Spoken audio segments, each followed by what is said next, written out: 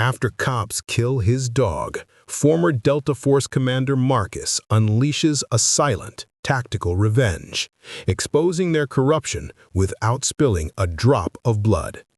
In the end, justice is served not through violence, but through fear, truth, and a soldier's unbreakable love. 3 nights later, the city slept under the hum of rain and regret. The officers who pulled the trigger couldn't sleep. Doors creaked, phones rang with no one on the other end, and a single message kept appearing on their windshields. Rex deserved better. They didn't know how he found them. But Marcus wasn't hiding. He was waiting. And when a soldier waits, it's never for peace. Marcus had buried Rex in the woods outside the city.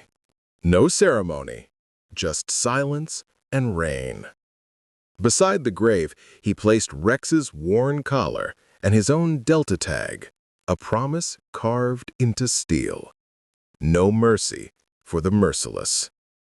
He hadn't picked up a weapon in years, but training never fades.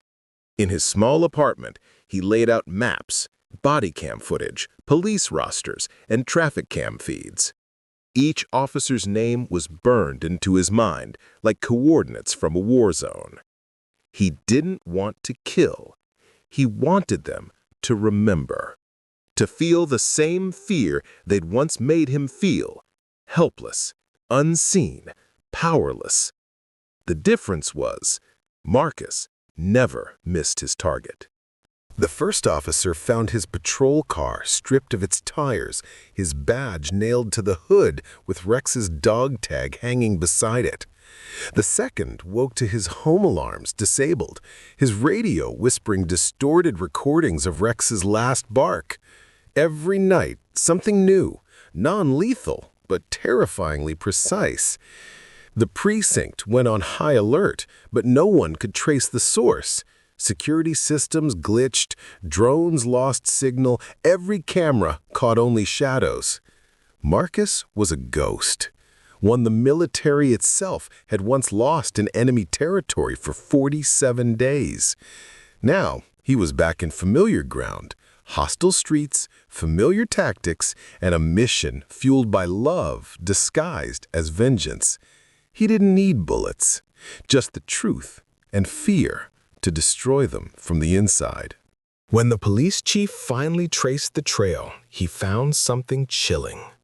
Marcus had never attacked any officer directly.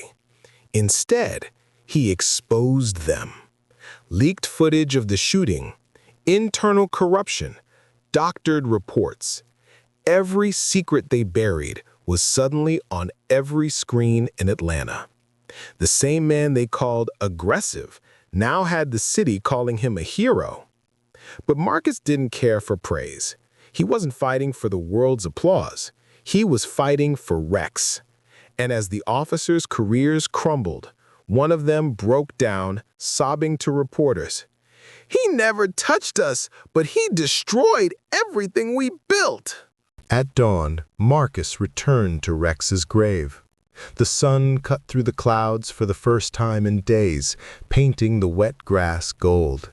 He stood silently, a folded badge in one hand, Rex's collar in the other.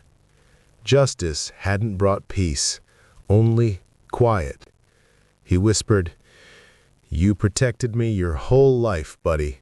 This time, I protected you." Behind him, the sound of sirens grew faint as the city began to move on. Marcus walked away without looking back, vanishing once again into the morning haze.